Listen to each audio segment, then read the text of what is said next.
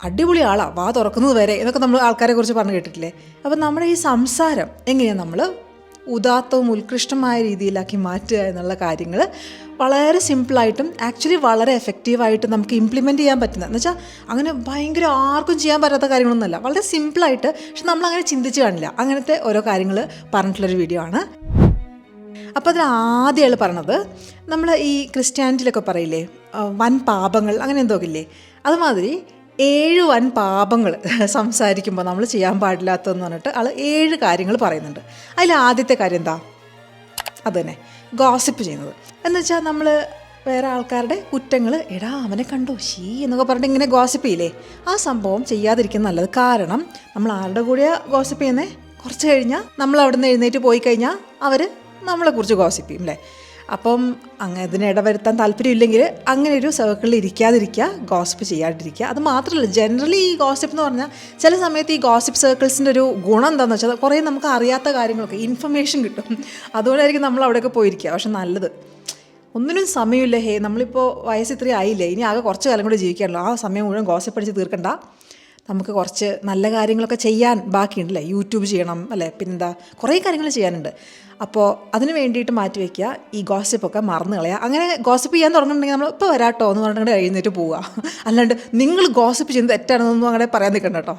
രണ്ടാമത്തെ കാര്യം ജഡ്ജിങ്. എന്താ ജഡ്ജിങ്?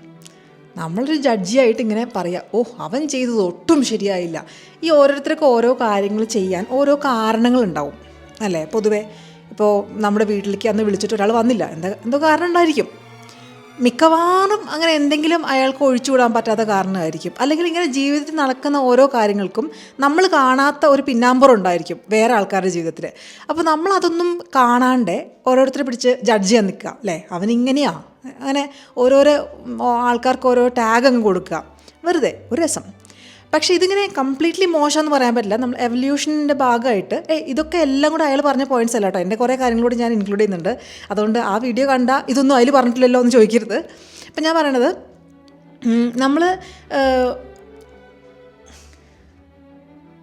നമ്മളെല്ലാ കാര്യങ്ങളും ഒരു കാറ്റഗറിയിൽ പെടുത്താൻ ശ്രമിക്കും ജനറലി. എന്ന് വെച്ചാൽ ഇയാൾ കുഴപ്പമില്ലാത്ത ആളാണ്, അല്ലെങ്കിൽ ഇയാൾ നല്ലതാണ് ചീത്തയാണ് എന്നൊക്കെ പറഞ്ഞ് നമ്മൾ ഒരു എവല്യൂഷണറി ട്രേറ്റ്സിൻ്റെ ഭാഗമായിട്ട് നമുക്ക് ഉണ്ടായിട്ടുള്ള, എന്ന് വെച്ചാൽ സർവൈവലിൻ്റെ വേണ്ടിയിട്ട് നമ്മൾ ഉണ്ടാക്കിയ ഒരു മെക്കാനിസം ആയിരിക്കും. ആരെ കണ്ടാലും നമ്മൾ ഇയാൾ കുഴപ്പമുണ്ടോ അല്ലെങ്കിൽ കുഴപ്പമില്ലേ എന്നുള്ളത് ഒന്ന് ജഡ്ജ് ചെയ്യാൻ നോക്കും. അപ്പോൾ അതിൻ്റെ ഭാഗമായിട്ടാണ് നമ്മൾ ഈ ജഡ്ജ് ചെയ്യുന്നതെന്ന് എനിക്ക് തോന്നണേ. പക്ഷേ എന്നാലും നമ്മൾ ചില സമയത്ത് അനാവശ്യമായിട്ട് അങ്ങനെ കയറി ജഡ്ജ് ചെയ്യും. ഇപ്പോൾ എൻ്റെ കേസിൽ ഞാനിപ്പോൾ എനിക്ക് പരിചയമുള്ള ഒരാളുടെ ഫേസ് ഒരാൾക്കുണ്ടെങ്കിൽ, ആ പരിചയമുള്ള ആൾ നല്ലതാണെങ്കിൽ എനിക്ക് ഇയാളോടൊരു അടുപ്പവും, ആ പരിചയമുള്ള ആൾ ഇത്തിരി മോശമാണെങ്കിൽ ഇയാൾ മോശമായിരിക്കാൻ ചാൻസ് ഉണ്ടെന്നൊരു ഫീലിംഗ് എൻ്റെ മനസ്സിൽ വരും. അതും ഇപ്പോൾ ഈ കുട്ടികളൊക്കെ സ്വന്തം അമ്മയുടെ ഫേസ് കണ്ടിട്ട് അമ്മയുടെ ഫേസ് പോലെയുള്ള, അപ്പോൾ അമ്മയുടെ അനിയനോ അങ്ങനത്തെ ആൾക്കാരുടെയൊക്കെ ഫേസ് കാണുമ്പോൾ കുട്ടിക്ക് പെട്ടെന്നൊരു അടുപ്പം ഉണ്ടാവില്ലേ, അത് ഇതേപോലത്തെ ഒരു ഇത് കാരണമാണെന്ന് തോന്നുന്നു. പക്ഷെ ഇത് നമ്മൾ അല്ലാണ്ടും ഈ കുട്ടിക്കാലം കഴിഞ്ഞിട്ട് നമ്മൾ അപ്ലൈ ചെയ്യാറുണ്ട്. മൂന്നാമത്തത് ഭയങ്കര നെഗറ്റിവിറ്റി. എന്നുവെച്ചാൽ എന്തൊരു സിറ്റുവേഷൻ വന്നാലും അതിനെക്കുറിച്ച് ഇങ്ങനെ പറഞ്ഞ് ഭയങ്കര നെഗറ്റീവ് ആവുക. ഇത് എന്താ പറയുക, ചില ആൾക്കാരുടെ ഒരു ട്രെയ്റ്റാണത്. അത് അവർ റിയലൈസ് ചെയ്യില്ല, അവർ പറഞ്ഞ് ഭയങ്കര നെഗറ്റീവ് ആവുന്നുണ്ടെന്നുള്ള കാര്യം. എന്ന് വെച്ചിട്ട് ഞാൻ പറയുകയാണെങ്കിൽ എല്ലാം വളരെ പോസിറ്റീവായി കാണാനും ഞാൻ അങ്ങനെ വിചാരിക്കാറില്ല, ഞാനങ്ങനെ പറയാറില്ല. കാരണം സാധനങ്ങൾ എന്താ അത് അങ്ങനെ തന്നെ അങ്ങോട്ട് കാണുക അല്ലേ, റിയലിസ്റ്റിക് ആയിട്ട് നമ്മൾ കാണുമായിരിക്കും നല്ലത്. ഇപ്പോൾ നമ്മളെ ലോകത്തുള്ള ആൾക്കാർ മുഴുവൻ നല്ലവരാണെന്നുള്ള രീതിയിലാണ് നമ്മൾ ചെറുപ്പത്തിൽ നമ്മൾ കുട്ടികളെ പഠിപ്പിക്കുക, എല്ലാവരും നല്ലവരാണ് എന്നൊക്കെ. അങ്ങനെയൊന്നുമില്ല, ചിലവർ കള്ളന്മാരാണ്. കാരണം ഈ എസ്പെഷ്യലി ചെറിയ കുട്ടികൾക്കൊക്കെ ഇങ്ങനത്തെ ഓരോ ഐഡിയാസ് പറഞ്ഞു കൊടുക്കുമ്പോഴേ ഫുൾ പോസിറ്റീവായി കാണണം എന്ന് പറഞ്ഞാലേ അത് റിയലിസ്റ്റിക് ആയിട്ടുള്ള ആ ഒരു അപ്രോച്ച്. പിന്നെ അവർക്ക് ജഡ്ജ് ചെയ്യാൻ പറ്റില്ല, എല്ലാം പോസിറ്റീവാണ്. അപ്പോൾ പിന്നെ ഇത് ചെയ്തതോ അത് പോസിറ്റീവായിരിക്കുമോ അങ്ങനെ ഒരു ഫീലിംഗ് ഒക്കെ കുട്ടികൾക്ക്. എനിക്കൊക്കെ ചെറുപ്പത്തിൽ ഭയങ്കര കൺഫ്യൂഷനായിരുന്നു. എല്ലാം അങ്ങനെ പോസിറ്റീവല്ല, എല്ലാം നെഗറ്റീവും അല്ല, അതാണ് അതിലത്തെ കാര്യം. അപ്പോൾ അങ്ങനെ ഭയങ്കര നെഗറ്റീവായിട്ട് നമ്മൾ ഒരു സിറ്റുവേഷൻ കിട്ടിയ ഉടനെ കഴിഞ്ഞൂടാ എല്ലാം തീർന്നു ആ ടൈപ്പ് ചിന്ത വരരുത്. എപ്പോഴും ഹോപ്പും ഒരിത്തിരി എന്താ പറയുക, നമുക്ക് എങ്ങനെയെങ്കിലും നേരിടാം, എല്ലാം അതിജീവിക്കാൻ നമുക്ക് പറ്റും, അങ്ങനത്തെ ഒരു ആറ്റിറ്റ്യൂഡ് എടുക്കണം സംസാരത്തിലും അല്ലേ. നമ്മൾ സംസാരിക്കുമ്പോൾ എല്ലാം കൂടി ഇന്നത്തോടു കൂടി തൊലഞ്ഞു എന്നുള്ള രീതിയിൽ സംസാരിക്കാണ്ട് നോക്കാം, നമുക്ക് വരുമ്പോൾ വെച്ച് കാണാം, നമുക്ക് ഇങ്ങനെയൊക്കെ കാര്യങ്ങളുണ്ടല്ലോ, നമുക്ക് നോക്കാം, ആ ഒരു ലൈനിൽ പിടിക്കണം. അടുത്തത് കംപ്ലൈനിങ് ആണ്. അതും ഒരു നെഗറ്റിവിറ്റിയുടെ ഭാഗമായിട്ട് തന്നെ വരും. എല്ലാത്തിനെ കുറിച്ച് ഏതിനും കംപ്ലയിൻറ്റ് ചെയ്തുകൊണ്ടിരിക്കുക. ഞാൻ കഴിഞ്ഞ വീട്ടിൽ പറഞ്ഞിട്ടുണ്ടായിരുന്നു, അങ്ങനത്തെ ഒരു സ്വഭാവമൊക്കെ പണ്ടുണ്ടായിരുന്ന ഒരാൾ തന്നെയാണ് ഞാൻ. എനിക്ക് എപ്പോഴും ഒരു കംപ്ലയിൻറ്റ് ചെയ്യാൻ ടെൻഡൻസി ആയിരുന്നു. അതെന്താ ഇങ്ങനെ, ഇതെന്താ ശരിയാവാത്തത്, എന്താ അങ്ങനെ. അത് എന്താ പറയുക, നമ്മൾ അങ്ങനെ അങ്ങ് ശീലിച്ച് വന്നായിരിക്കും. പക്ഷേ എളുപ്പം ഒഴിവാക്കാൻ പറ്റുന്നൊരു ആറ്റിറ്റ്യൂഡാണ്. കംപ്ലയിൻറ്റ് ചെയ്തിട്ട് ഒരു ഉപകാരമില്ല, സത്യം പറയാം. ഇതിപ്പോൾ എന്തെങ്കിലും ഒരു സാധനം വർക്ക് ചെയ്യുന്നില്ലെങ്കിൽ, മിക്സി വർക്ക് ചെയ്യുന്നില്ലെങ്കിൽ പോലും അവിടെ ആ കടയിൽ പോയിട്ട് കംപ്ലയിൻറ്റ് ഒരു കാര്യമില്ല. പിന്നെയാണ് നമ്മൾ അല്ലാത്ത കാര്യങ്ങൾ, കംപ്ലയിൻറ്റിങ് അങ്ങ് ഒഴിവാക്കി കാര്യങ്ങൾ നടത്താം. ചേട്ടാ ഇതൊന്ന് ഫിക്സ് ചെയ്ത് തരണേ എന്ന് പറയാം. അല്ലാതെ കംപ്ലയിൻറ്റ് എല്ലാ ദിവസവും രാവിലെ ഞാൻ 10 മണിക്ക് ഓഫീസിലെത്തുന്നതാണ്, ഈ മിക്സി കാരണം എനിക്ക് 11:30 ആവാറുണ്ട്, നിങ്ങൾക്ക് അറിയുമോ എന്നൊക്കെ പറഞ്ഞ് കംപ്ലയിൻറ്റ് ചെയ്തിട്ട് ഒരു കാര്യമില്ല. അതാണ് ഈ കംപ്ലയിൻറ്റ് ചെയ്യുമ്പോൾ ആൾക്കാർക്കൊന്നും കേൾക്കാൻ ഇഷ്ടമുണ്ടാവില്ല. ഏത് നേരം വന്നു ലോക ദുരന്തം എന്നുള്ളൊരു ഫീലിംഗ് വരില്ലേ. ചിലപ്പോൾ പറയും ദുരന്തം എക്സ്പ്രസ് കയറി വരുന്നുണ്ടെന്നൊക്കെ ഞാൻ കേട്ടിട്ടുണ്ട് ഇങ്ങനെയൊക്കെ പറയണത്. അത് അങ്ങനെ ചില ആൾക്കാരങ്ങനെ ഭയങ്കര കംപ്ലയിൻറ്റിങ്ങാണ്. അതുകൊണ്ടാണ് നമുക്കത് ഇതെന്ന് വെച്ചാൽ പലതും അറിയില്ല. ഇതിങ്ങനെ പറഞ്ഞുകൊണ്ടിരിക്കുമ്പോൾ നമുക്ക് അറിയില്ല നമ്മൾ ഈ ദുരന്തോ എക്സ്പ്രസ് ആണ് നമ്മൾ എന്നുള്ള കാര്യം നമ്മൾ റിയലൈസ് ചെയ്യില്ല. ഒന്ന് ചിന്തിച്ചാൽ രാത്രി കിടക്കുമ്പോൾ ഞാനാണോ ആ എക്സ്പ്രസ് എന്ന് ആലോചിച്ചാൽ മതി, പെട്ടെന്ന് നമുക്ക് പിടികിട്ടും. നമ്മളാണെങ്കിൽ അതിങ്ങനെ പെട്ടെന്ന് ഒഴിവാക്കി ട്രാക്ക് മാറ്റി വിടുക, കല്യാൺ എക്സ്പ്രസ്സായി മാറാം നമുക്ക്. അടുത്തത് എക്സ്ക്യൂസുകൾ പറയാം. എപ്പോഴും എക്സ്ക്യൂസുകൾ പറയുന്ന ആൾക്കാർ ചിലപ്പോൾ നിങ്ങളായിരിക്കും, ചിലപ്പോൾ ഞാനായിരിക്കും, അല്ലേ. നമ്മളൊക്കെ ജീവിതത്തിൽ ഇത് ഉണ്ടായിട്ടുണ്ട്.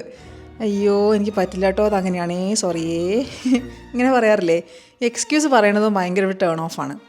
ഞാനങ്ങനെ എക്സ്ക്യൂസ് പറയാറുള്ളതെന്ന് വെച്ചാൽ എനിക്ക് പൊതുവെ എക്സ്ക്യൂസ് പറയാൻ സമയം കിട്ടാറില്ല കേട്ടോ. പക്ഷെ ഇപ്പോൾ ആലോചിക്കുമ്പോൾ പണ്ടൊക്കെ പറയാറുണ്ടായിരുന്നു.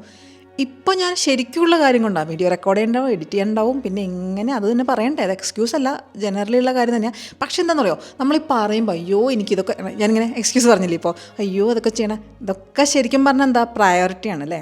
നമുക്കിപ്പോൾ ഒരാൾ ഇമ്പോർട്ടൻ്റ് ആണെങ്കിൽ നമ്മൾ അതിന് സമയം കണ്ടെത്തും. അപ്പോൾ സമയം കണ്ടെത്തുന്നില്ലെങ്കിൽ അതിനേക്കാൾ ഇമ്പോർട്ടൻ്റായ കാര്യങ്ങൾ നമുക്കുണ്ട് എന്നാണ് അർത്ഥം. അല്ലെങ്കിൽ അയാൾ അത്രയ്ക്ക് ഇമ്പോർട്ടൻ്റ് അല്ല എന്നുള്ളൊരു കാര്യം വരും.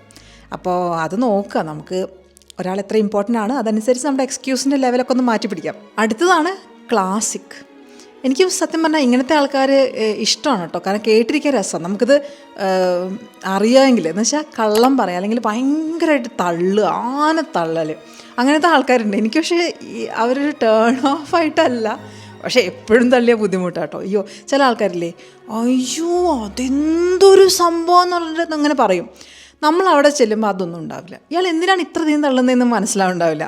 ഇത് കാരണം എന്താ പ്രശ്നം എന്ന് വെച്ചാൽ നമുക്ക് ശരിക്കും ഇതിൻ്റെ അവസ്ഥ എന്താണെന്ന് അറിയില്ല. ചില ആൾക്കാർ പറയില്ലേ, അയ്യോ അവിടെ പോയിട്ടില്ലെങ്കിൽ പിന്നെ നിങ്ങൾക്ക് ജീവിതം മിസ്സായി, നിങ്ങൾക്ക് ജീവിതത്തിൽ പിന്നെ നിങ്ങളൊന്നും കണ്ടിട്ടില്ല എന്നുള്ള രീതിയിലൊക്കെ സംസാരിക്കും. അപ്പോൾ നമ്മളൊരിക്കും എന്നാൽ പിന്നെ അവിടെ ഒന്ന് കണ്ടിട്ട് തന്നെ ബാക്കി കാര്യം എന്ന് വിചാരിച്ച് നമ്മൾ അവിടെ ആകുമ്പോൾ പ്രത്യേകിച്ചൊന്നും ഉണ്ടാവില്ല. അപ്പോൾ നമുക്ക് തോന്നും ഇയാൾ എന്തിനാണ് ഇപ്പോൾ ഇങ്ങനെ തള്ളിയത്, കുഴപ്പമുണ്ടായിരുന്നില്ല, അപ്പോൾ അത് ഇതുപോലത്തെ ഒരു സ്ഥലം തന്നെ, അത്രയേ ഉള്ളൂ. അതോ ഇനി ഞാൻ കാണാത്ത വല്ല സംഭവം ഉണ്ടോ. പിന്നെന്ന് വെച്ചാൽ ചില ആൾക്കാർക്ക് ചിലപ്പോൾ ചില അനുഭവങ്ങളും ചില കാര്യങ്ങളൊക്കെ നമ്മളെക്കാളും ഇഷ്ടമായിരിക്കും. എന്നാലും ഇങ്ങനെ അടിപൊളിയാന്ന് പറഞ്ഞാൽ ശരിക്കും അടിപൊളിയായിട്ടുള്ള കാര്യങ്ങൾക്ക് നമ്മൾ എന്ത് പറയും, അല്ലേ. എന്ത് പറഞ്ഞാലും അടിപൊളിയാണ്. അപ്പോൾ ശരിക്കും വളരെ ഭയങ്കര ഗംഭീരമായിട്ടുള്ള അങ്ങനത്തെ കാര്യങ്ങൾ നമ്മൾ എങ്ങനെ വിശേഷിപ്പിക്കും, അത് പറ്റില്ല. കാരണം ഇപ്പോൾ എല്ലാം അടിപൊളിയാണ്, അല്ലേ. അടിപൊളി സിനിമ, അടിപൊളി മൂവി, അടിപൊളി സോങ് എന്ന് പറഞ്ഞിട്ട് എല്ലാം അടിപൊളിയാണ്. അപ്പോൾ അതിൻ്റെ അപ്പുറത്തേക്കൊന്നുമില്ല. അപ്പോൾ കുറച്ചൊരു റിയലിസ്റ്റിക്കായി സംസാരിക്കാൻ തുടങ്ങിയാൽ കുറച്ചൊരു മനസ്സമാധാനം ഉണ്ടാവും. പിന്നെ ആൾക്കാർക്ക് കുറച്ചുകൂടെ നമ്മളെ ട്രസ്റ്റ് ചെയ്യാൻ പറ്റും, അല്ലേ. അത് ഇന്നൊരു 0 to 10 സ്കെയിലിൽ നമുക്കൊരു 4 എന്നൊക്കെ പറയാം. അങ്ങനെയൊക്കെ പറഞ്ഞാൽ ഓക്കെ, നമുക്ക് അപ്പോൾ കുഴപ്പമില്ല. അല്ലെങ്കിൽ ഒരു 6, 7, 7.5 എന്നൊക്കെ പറയാമെന്നൊക്കെ പറഞ്ഞിട്ടുണ്ടെങ്കിൽ നമുക്കൊരു റിയലിസ്റ്റിക് ആയിട്ട് തോന്നും, നമുക്ക് വിശ്വസിക്കാൻ പറ്റും. ഇതെല്ലാം അടിപൊളിയായിട്ടുള്ള ആൾക്കാരോട് നമുക്ക് ഒപ്പീനിയൻ ചോദിക്കാൻ പറ്റില്ല, അവർക്ക് എല്ലാം അടിപൊളിയായിരിക്കും. അൾട്രാ പോസിറ്റിവിറ്റി എന്ന് വിചാരിക്കാം, പക്ഷേ റിയലിസ്റ്റിക് ആയിട്ട് നമുക്കത് യൂസ്ഫുൾ ആയിരിക്കില്ല.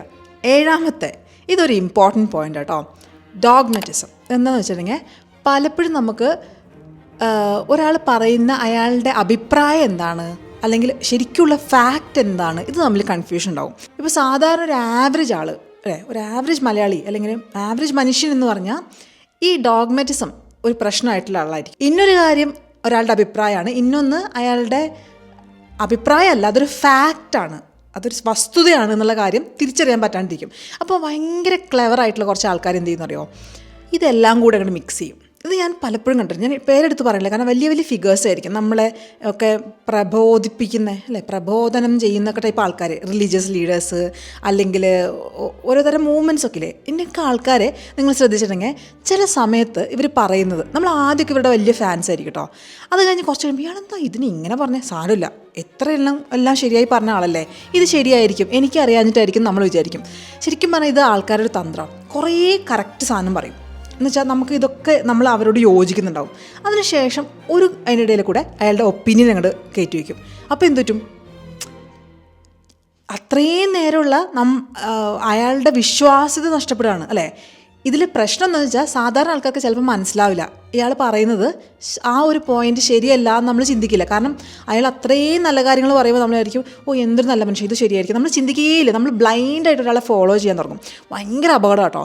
എന്ന് വെച്ചാൽ ഞാനുൾപ്പെടെ നിങ്ങൾക്ക് എത്ര ഇഷ്ടപ്പെട്ട ആളാണെങ്കിലും എന്ത് പറഞ്ഞാലും നിങ്ങളുടെ ബുദ്ധി ഉപയോഗിച്ച് ചിന്തിച്ച് നോക്കിയിട്ട് എടുക്കണേ. ഇത് ഭയങ്കര അപകടമാണ്. ഞാൻ കണ്ടിട്ടുണ്ട്. എസ്പെഷ്യലി കുറച്ച് സാധാരണക്കാരായ മനുഷ്യന്മാർ ഇതിലൊക്കെ പെട്ടുപോകും. ആരെയും അയാൾ ഇത്ര കാലം ജീവിതത്തിൽ കള്ളം പറഞ്ഞിട്ടില്ലെങ്കിൽ പോലും അടുത്തൊരു സംഭവം അയാൾ പറയുന്നത് കള്ളാണോ അല്ലയോ എന്നുള്ളത് നന്നായിട്ട് നോക്കിയിട്ട് മാത്രമേ വിശ്വസിക്കാൻ പാടുള്ളൂ. അത് നമ്മുടെ തൊട്ട വീടിൻ്റെ അടുത്തുള്ള ആൾക്കാരാണെങ്കിൽ പോലും, ഏറ്റവും വലിയ ഉന്നത പദവിയിൽ ഇരിക്കുന്ന ആളാണെങ്കിൽ പോലും, എന്നുവെച്ചാൽ എല്ലാവരും ഇതൊക്കെ മിക്സ് ചെയ്യും. അപ്പോൾ ആൾക്കാർക്ക് ഇത് മനസ്സിലാവില്ല. അത് നമ്മൾ എക്സ്ട്രീംലി കെയർഫുൾ ആയിരിക്കും. അങ്ങനത്തെ ആൾക്കാരെ ഞാൻ പിന്നെ അപ്പം അൺഫോളോ ചെയ്ത് വിടും. കാരണം ഇതിനിടയിൽ കൂടി ഈ ഫാക്ട്സിൻ്റെ ഇടയിൽ കൂടി ഒരാളുടെ ഒപ്പീനിയൻ കയറ്റി വിടുമ്പോണ്ടല്ലോ, അത് മോശമായ എന്തെങ്കിലും ഒരു കാര്യത്തെക്കുറിച്ച് അയാൾ പറയുകയാണെങ്കിൽ, അയാളുടെ ഒരു അഭിപ്രായം അയാളൊരു ഫാക്റ്റ് ആണെന്നുള്ള പോലെ പറഞ്ഞു വിട്ടിട്ടുണ്ടെങ്കിലോ സമൂഹത്തിന് തന്നെ അത് ദോഷമായിരിക്കും. അപ്പം നമ്മളെ ലിസണേഴ്സ് എന്നുള്ള രീതിയിൽ നമ്മളത് വളരെ കെയർഫുൾ ആയിരിക്കും. അതുപോലെ തന്നെ ആ സ്വഭാവം നമ്മൾ എടുത്തിട്ടുണ്ടെങ്കിൽ, എന്ന് വെച്ചാൽ ഇന്നതൊക്കെ സത്യം, അതിനിടെ കൂടെ എൻ്റെ അഭിപ്രായം സത്യം എന്ന് തള്ളി കയറ്റിയിട്ടുണ്ടെങ്കിൽ വലിയ ബുദ്ധിമുട്ടായിരിക്കും. ആൾക്കാർ നമ്മളെ വിശ്വസിക്കില്ല. അപ്പോൾ അതും നമ്മൾ കമ്മ്യൂണിക്കേഷനിൽ അവോയ്ഡ് ചെയ്യണം. അപ്പോൾ പിന്നെ ഇതൊക്കെ അവോയ്ഡ് ചെയ്ത് കഴിഞ്ഞാൽ എനിക്കൊന്നും പറയാനില്ലല്ലോ ചേച്ചി എന്ന് പറയുന്ന ആൾക്കാരോട്, അതിനും അദ്ദേഹം ജൂലിയൻ എന്ന് പറഞ്ഞ ആൾ ഒരു 4 മെത്തേഡ് പറഞ്ഞിട്ടുണ്ട്. ഹെയിൽ എന്നൊരു അബ്രീവിയേഷൻ യൂസ് ചെയ്തിട്ട്. ഹെയിലിൻ്റെ എച്ച് എന്താണെന്ന് വെച്ചാൽ ഓണസ്റ്റി, സത്യസന്ധത. ഹോണസ്റ്റ് അല്ല കേട്ടോ, എച്ച് സൈലാണേ. എൻ്റെ ഉള്ളിലെ ഇംഗ്ലീഷ് ടീച്ചറൊന്ന് സടകുടഞ്ഞ് എഴുന്നേറ്റതാ, കാര്യമാക്കണ്ട. അത് വേറെ ചാനലാട്ടോ, ഈസി ഇംഗ്ലീഷ് വിത്ത് വിനി. ഇത് ഇത്തിരി നേരം ഒത്തിരി കാര്യം. അപ്പോൾ ഓണസ്റ്റി എന്ന് വെച്ചാൽ സത്യസന്ധത. നമ്മൾ ഒരാളോട് സത്യസന്ധമായിട്ട് കാര്യങ്ങൾ പറയുമ്പോൾ അയാൾക്ക് കേൾക്കാൻ തോന്നും. എന്ന് വെച്ചിട്ട് ഒരാളിപ്പോൾ ഒരു പ്രത്യേകതരം വേഷം, എന്നെപ്പോലെയൊക്കെ കുറച്ച് ഡിഫറെൻ്റായി ഡ്രസ്സ് ചെയ്യാൻ ആഗ്രഹമുള്ള ആൾക്കാരാണെങ്കിൽ അയാളെ കണ്ടിട്ട് ഇതെന്താണ്, മറ്റേ പാടത്ത് കൊണ്ടുവയ്ക്കുന്ന സാധനമില്ലേ, സ്കെയർ ക്രോ, അതിന് മലയാളത്തിൽ എന്തോ സാധനം പറയാനല്ലോ, ഒക്കെ മറന്നുപോയി. ആ സാധനമാണോ അല്ലേ, എന്താണ് പറയാൻ, വായി നോക്കിയെന്നല്ലോ, വായി നോക്കി വരണേ, എന്തൊരു സാധനം അറിയാമെങ്കിൽ ഒന്ന് കമൻറ്റ് ചെയ്ത് തരണേ. എനിക്ക് ആ പേരങ്ങ് വിട്ടുപോയി. നമ്മൾ ഉപയോഗിക്കുക സ്കെയർ ക്രോ എന്നാണ് ഇംഗ്ലീഷിൽ പറയുക, എന്തായാലും മലയാളത്തിൽ പോയി. എനിവേ ആ സാധനം അല്ലേ, കണ്ണ് കിട്ടാതിരിക്കാൻ വേണ്ടിയിട്ട് വെക്കണ സാധനമില്ലേ, അതാണോ എന്നൊക്കെ രാവിലെ നമ്മളൊരാളോട് സത്യസന്ധമായി ചോദിച്ചാൽ അയാൾക്ക് ഭയങ്കര വിഷമാവും. അപ്പോൾ അതുകൊണ്ട് എല്ലാ സത്യങ്ങളും അങ്ങനെ തുറന്നടിച്ച് പറയണ്ട, പക്ഷെ പറയുന്നുണ്ടെങ്കിൽ സത്യം പറയാം. അപ്പോൾ ഓണസ്റ്റി നല്ലൊരു കാര്യമാണ്. ഓണസ്റ്റായിട്ട് നമ്മൾ മറുപടി അല്ലെങ്കിൽ ഉത്തരങ്ങൾ അല്ലെങ്കിൽ ചോദ്യങ്ങൾ ചോദിക്കുമ്പോൾ പലപ്പോഴും ആദ്യം നമുക്ക് ഭയങ്കരമായിട്ട് ബാക്ക്ലാഷ് കിട്ടും. ആൾക്കാർക്ക് ഇഷ്ടപ്പെടില്ല അങ്ങോട്ട് സത്യം പറയുന്നത്, അല്ലെങ്കിൽ ആൾക്കാർക്ക് ഇഷ്ടമല്ല. ഞാൻ പറഞ്ഞില്ലേ, അപ്രിയ സത്യങ്ങളുണ്ടാവും, പക്ഷെ നമ്മൾ ആവശ്യമില്ലാണ്ട് ആൾക്കാരെ നോവിച്ചുകൊണ്ടുള്ള സത്യങ്ങളല്ല. ശരിക്കും നമ്മൾ എന്താ പറയുക, ഒരു കള്ളത്തരം നടക്കുന്നുണ്ടെങ്കിൽ, രാജാവ് നഗ്നനാണെങ്കിൽ അത് വിളിച്ചു പറയാനുള്ള ധൈര്യം വേണം. അങ്ങനെ സത്യസന്ധമായി സംസാരിക്കുന്നത് ഒരു നല്ല കാര്യമാണ്. സംസാരം നമുക്ക് ഒരാൾക്ക് ഇൻട്രസ്റ്റിംഗ് ആവണമെങ്കിൽ സത്യസന്ധമായി തന്നെ സംസാരിക്കണം അല്ലേ. ഒളിച്ചു വെച്ച് ഭയങ്കര ഡിപ്ലോമസി കാണിച്ച് സംസാരിക്കാതിരിക്കാൻ നല്ലത്. അതൊരു ടേൺ ഓഫാണ്. രണ്ടാമത്തത് ഓത്തൻറ്റിസിറ്റി എന്ന് വെച്ചാൽ നമ്മളായിട്ട് തന്നെ സംസാരിക്കുക. ഇപ്പം ഞാൻ വന്നിട്ട് ഭയങ്കര പ്രഭാഷണങ്ങൾ തരിക, ഇതൊന്നും എന്ന് വെച്ചാൽ ഞാൻ ഈ ആദ്യത്തെ 7 സീൻസില്ലേ നമ്മൾ സംസാരിക്കുമ്പോൾ കോൺവെർസേഷൻ ശ്രദ്ധിക്കേണ്ടത്, അതൊന്നും ചെയ്യാത്ത ഒരാളാന്നുള്ള പോലെ അങ്ങനെ സംസാരിച്ചാൽ നിങ്ങൾ അപ്പം തന്നെ മനസ്സിലായിക്കോളൂ അത് വെറും ഫേക്കാണെന്ന്. അങ്ങനെയൊന്നുമില്ല, എല്ലാവരും കുറച്ചും കൂടിയ അളവിലൊക്കെ ഇതിങ്ങനെ ജീവിതത്തിൽ ഉണ്ടാകുന്ന ആൾക്കാരാണ്. പിന്നെ നമ്മൾ കുറച്ച് മുതിരുമ്പോൾ കുറച്ചുകൂടെ ഒരു ബോധം വയ്ക്കുമ്പോൾ ഇതൊക്കെ ഒന്ന് കുറയ്ക്കാൻ ശ്രമിക്കുന്നു എന്നേ, എന്നാലും നമ്മൾ വഴിതെറ്റി പോകാൻ ചാൻസ് ഉണ്ട്. അപ്പോൾ ആ ഒരു റിയാലിറ്റിയും നമ്മൾ എന്താണെന്നുള്ള റിയൽ സെൽഫും വെച്ചിട്ട് സംസാരിക്കുക. ഇതൊന്നും എനിക്കറിയില്ലേ എന്നുള്ള രീതിയിലൊന്നും അധികം എടുക്കണ്ട, അതൊക്കെ ആൾക്കാർക്ക് മനസ്സിലാവും. അപ്പോൾ ഓതൻറ്റിസിറ്റി. അടുത്തത് ഇൻറ്റഗ്രിറ്റി എന്ന് വെച്ചാൽ നമ്മളൊരു ഹിപ്പോക്രൈറ്റ് ആവാണ്ടിരിക്കുക. അങ്ങനെ പറയും, എനിക്കിങ്ങനെ ഇത് ചെയ്യുന്നൊന്നും ഇഷ്ടമല്ല, രാവിലെ 5 മണിക്ക് ഞാൻ എല്ലാ ദിവസവും എണീക്കിട്ടോ എന്ന് പറഞ്ഞിട്ട് 8 മണി വരെ കിടന്നുറങ്ങുന്ന ആളാണെങ്കിൽ അതൊരു ഹിപ്പോക്രസിയാണ് അല്ലേ. നമ്മൾ പറയുന്നതും നമ്മുടെ ചെയ്തികളും തമ്മിൽ ഒരു പൊരുത്തം വേണം. ഇല്ലെങ്കിൽ നമുക്ക് ഇൻറ്റഗ്രിറ്റി ഇല്ലാത്ത ഒരാളായി നമ്മൾ മാറും. അങ്ങനെ നമ്മളൊരു കമ്മ്യൂണിക്കേഷനിൽ ഏർപ്പെടുമ്പം നിങ്ങൾക്ക് എന്നെ വിശ്വസിക്കാമെന്ന് തോന്നണം. അങ്ങനെ ഞാൻ ഭയങ്കര ഹിപ്പോക്രിറ്റിക്കലായിട്ടുള്ള കാര്യങ്ങളൊക്കെ പറഞ്ഞാൽ, അല്ലേ, ഉള്ളതല്ലാത്ത കാര്യങ്ങളൊക്കെ പറഞ്ഞാൽ നിങ്ങൾക്ക് എന്നെ ട്രസ്റ്റ് ചെയ്യുമോ? പിന്നെ നിങ്ങൾക്ക് എന്നെ ഞാൻ പറഞ്ഞ കേൾക്കാൻ തോന്നുമോ? ഇല്ല. അപ്പോൾ ഇൻറ്റഗ്രിറ്റി. അവസാനത്താണ് ഏറ്റവും സ്പെഷ്യൽ, ലവ്. സ്നേഹത്തോടു കൂടി, സ്നേഹം വാരിച്ചൊരിഞ്ഞ് അത് നോക്കണം. കാണാൻ ഗ്ലാമറുള്ളൊരു പയ്യനെ കണ്ടിട്ട് കല്യാണം കഴിച്ച് ഞാൻ സ്നേഹത്തെ വാരിക്കോരി സംസാരിക്കാന്ന് വെച്ചാൽ നടക്കില്ല. സ്നേഹം എന്ന് വെച്ചാൽ ആ സ്നേഹമല്ല ഉദ്ദേശിക്കുന്നത്. ആൾ എന്താണ് എന്ന് വെച്ചിട്ടുണ്ടെങ്കിൽ നമ്മളൊരു അനുകമ്പ അതൊക്കെ ഒരാളോട് ഉണ്ടായിട്ട് വേണം സംസാരിക്കാൻ. ഓരോരുത്തരുടെ സിറ്റുവേഷൻ മനസ്സിലാക്കി എന്താണ് അവർ ആഗ്രഹിക്കുന്നത്, ഏത് സിറ്റുവേഷനാണ് അവരുള്ളത് എന്നൊക്കെ മനസ്സിലാക്കി സംസാരിക്കുക. ഇത് ആൾ ആ ടോക്കിൽ അങ്ങനെ ഭയങ്കരമായിട്ട് പറഞ്ഞിട്ടില്ല. പക്ഷേ എനിക്ക് തോന്നിക്കണമെന്ന് അറിയോ, നമ്മൾ പലപ്പോഴും നമ്മൾ ആരോടാണ് സംസാരിക്കുന്നത് മനസ്സിലാക്കി എപ്പോഴും സംസാരിക്കണം. ഇപ്പം ഞാൻ എൻ്റെ മോനോട് പറയുന്ന പോലെ ആയിരിക്കില്ല നിങ്ങളോട് പറയാം, നിങ്ങളോട് പറയണ പോലെ ആയിരിക്കില്ല എൻ്റെ ഹസ്ബൻഡിനോട് പറയാം. എന്നെക്കുറിച്ച് ഓരോരുത്തർക്ക് എത്ര അറിയാം, എത്ര ഇനി അറിയണം, പറയണം, പിന്നെ അവർക്ക് എത്ര ബുദ്ധിയും ബോധമുണ്ട്, ഇതൊക്കെ വെച്ചിട്ട് നമുക്ക് സംസാരിക്കാൻ പറ്റുള്ളൂ. ഇപ്പം എൻ്റെ മോനോട് ഇങ്ങനെയൊക്കെ പറഞ്ഞാൽ അവന് ആകെ വായും പൊളിച്ചിരിക്കും. ലെറ്റ്സ് ഗോ എന്ന് പറയും, എവിടെയെങ്കിലും പോവാം, നമുക്ക് എന്തെങ്കിലും ചെയ്യാമെന്ന് പറയും. ഇതൊക്കെ എനിക്ക് കേൾക്കണ്ടെന്ന് പറയും. അപ്പോൾ അവന് താല്പര്യം ഉണ്ടാവില്ല. അവനിപ്പോൾ എത്ര നമ്മൾ സ്നേഹത്തോടെ പറഞ്ഞാലും പറയേണ്ട കാര്യവും പിന്നെ അവനെത്ര ബോധമുണ്ടെന്നൊക്കെ നോക്കി അതനുസരിച്ച് നമ്മൾ പറയേണ്ടി വരും. അപ്പോൾ അത് ഇമ്പോർട്ടൻ്റ് ആണ്. ഓഡിയൻസിനെ അറിയണം നമ്മൾ. ഇത് ആൾ ആ ടോക്കിൽ പറഞ്ഞിട്ടില്ല, ഞാൻ പറയാൻ കേട്ടോ. പിന്നെ ആൾ കുറച്ച് കാര്യം പറയണത് സംസാരത്തിൻ്റെ ഫിസിക്കലായിട്ടുള്ള ആസ്പെക്ട്സ് എന്ന് വെച്ചാൽ നമ്മുടെ സൗണ്ടില്ലേ എങ്ങനെയാണ് കുറച്ചുകൂടെ പ്ലീസിങ് ആയിട്ടിരിക്കുകയെന്ന്. അപ്പോൾ അതിന് വേണ്ടിയിട്ട് കുറച്ച് എക്സസൈസ് ടെക്നിക്സ് ഒക്കെ ആൾ പറയുന്നുണ്ട്. എന്നൊക്കെ പറഞ്ഞിട്ടുള്ള കുറച്ച് ടെക്നിക്സ് ഒക്കെ പറയുന്നുണ്ട്. അത് നിങ്ങൾ വീഡിയോ നോക്കിയിട്ട് കണ്ടോളൂ, ഞാൻ അതിൻ്റെ ലിങ്ക് താഴെ കൊടുക്കാം. പക്ഷേ അതല്ലാണ്ട് വേറെ കുറച്ച് കാര്യങ്ങൾ എന്ന് വെച്ചാൽ നമ്മൾ സംസാരിക്കുമ്പോൾ ചില ആൾക്കാർ സംസാരിക്കുന്നുണ്ടല്ലോ അങ്ങനെ ഗാംഭീര്യത്തോടു കൂടി സംസാരിക്കണം എന്ന് വെച്ചാൽ ഇവിടുന്ന് സംസാരിക്കാണ്ട് നെഞ്ചിൽ നിന്ന് സംസാരിക്കണം എന്ന്. ഞാൻ നെഞ്ചിലൊന്ന് സംസാരിക്കട്ടെ, എന്തൊക്കെയുണ്ട് വിശേഷങ്ങൾ, നെഞ്ചിൽ നിന്ന് സംസാരിച്ചാണ്. പക്ഷേ നെഞ്ചിൽ നിന്ന് സംസാരിച്ചാൽ ആ ഒരു മാറ്റർ പറയാൻ, ഇപ്പം ഞാൻ ഈ മാറ്റർ പറയാൻ നെഞ്ചത്തുനിന്ന് സംസാരിക്കണം തോന്നുന്നില്ല. ആ മാറ്റർ അനുസരിച്ച് നിങ്ങൾ നെഞ്ചത്തുനിന്ന് സൗണ്ടും എടുത്താൽ മതി കേട്ടോ. പിന്നെ എനിക്ക് പെണ്ണുങ്ങൾക്ക് അങ്ങനെ അത്ര നെഞ്ചത്ത് എടുക്കാൻ പറ്റുമോ എന്നുള്ള കാര്യത്തിൽ സംശയം ഇല്ലായ്മയില്ല. അടുത്ത ഇതെങ്ങനെ വായിക്കുക, ഇത് ടിമ്പർ അല്ല ടോംബർ എന്ന് വെച്ചിട്ടുണ്ടെങ്കിൽ നമ്മുടെ ആ വോയിസിൻ്റെ ഒരു ക്വാളിറ്റിയാണ്. കുറച്ചുകൂടെ റിച്ച് വാം ആയിട്ടുള്ള വോയിസ്. അത് നമുക്ക് ട്രെയിൻ ചെയ്യാൻ പറ്റുന്നതാണ്. ഇതൊക്കെ വോക്കൽ ട്രെയിനേഴ്സ് ഉണ്ടാവില്ലേ, അവരെ വെച്ചിട്ട് നമുക്ക് റെഡിയാക്കാൻ പറ്റുന്ന കാര്യങ്ങളാണ്. എനിക്ക് ഇതിനെക്കുറിച്ച് അങ്ങനെ വലിയ ധാരണയില്ല. പക്ഷേ ഞാനൊരു കാര്യം പറയാം. എൻ്റെ പണ്ടത്തെ സ്കൂളിലെ ക്ലാസ്മേറ്റ്സൊക്കെ ഞങ്ങളുടെ ഒരു ഗെറ്റ് ടുഗെദർ ഓൺലൈൻ വെച്ചപ്പോൾ കോവിഡ് സമയത്ത് പറഞ്ഞൊരു കാര്യം, എൻ്റെ വോയിസ് ഭയങ്കരമായിട്ട് മാറിയെന്ന്. ഞാൻ അറിഞ്ഞേ ഇല്ല ഇങ്ങനൊരു വോയിസ് മാറ്റില്ല, ഞാൻ ഒന്നും ചെയ്തിട്ടുമില്ല. പക്ഷേ എൻ്റെ ഇത് മാറി.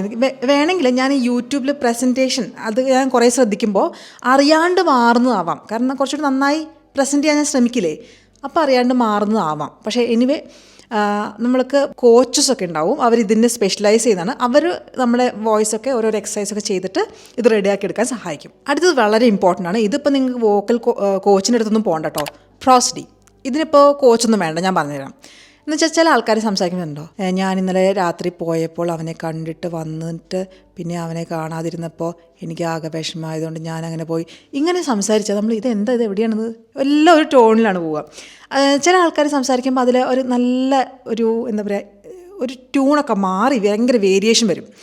അപ്പോൾ അങ്ങനെ ഒരു മൊണോട്ടണസ് ആയി സംസാരിക്കാണ്ട് വളരെ റോബോട്ടിക്കായി സംസാരിക്കാണ്ട് കുറച്ചുകൂടെ വേരിയേഷൻ വരുന്നത്. ഇത് ഞാൻ കുറേ കണ്ടിട്ടുണ്ട് കേട്ടോ. ഈ പ്രശ്നമുള്ള ആൾക്കാർ നല്ല ഐഡിയാസും കാര്യങ്ങളൊക്കെ എക്സ്പ്രസ് ചെയ്യാൻ കഴിവുള്ള ആൾക്കാരായിരിക്കും, നല്ല ബുദ്ധിയും വിവരവും കുറേ ചിന്തിക്കുന്നതൊക്കെ ആൾക്കാരായിരിക്കും. പക്ഷേ വായതുകൾ വരുമ്പോൾ നമുക്ക് കേട്ടിരിക്കാൻ തോന്നില്ല. ഈ മോണോട്ടണസ് ആയിട്ട് ഇങ്ങനെ വരുന്നുണ്ട് ഒരു എന്താ പറയുക, ഒരു ഈണം, ഭംഗിയുള്ളൊരു ഈണം, എന്നാൽ അതിൻ്റെ ഈണം മാറ്റി പിടിക്കാൻ ഇവർക്ക് പറ്റുന്നില്ല. മനസ്സിലായോ? ഈവൻ നല്ല ഭംഗിയുള്ള ഈണാണെങ്കിലും ഇപ്പോൾ ഞാൻ എത്ര നിങ്ങൾ പറഞ്ഞാലും, ഞാൻ എങ്ങനെ ഇത് ചിന്തിച്ചാലും എനിക്കിത് പറയാൻ പറ്റുന്നില്ല. അങ്ങനെ ഞാൻ ചിന്തിച്ചതുകൊണ്ട് ഇങ്ങനെ എല്ലാം ഒരേ ടോണിൽ പറഞ്ഞാൽ നിങ്ങൾക്ക് ഇഷ്ടപ്പെടില്ല. മനസ്സിലായോ? അതാണ് ഞാൻ പറയണത്. ടോൺ മാറ്റി പിടിക്കണം ഇടയ്ക്കിടയ്ക്ക്.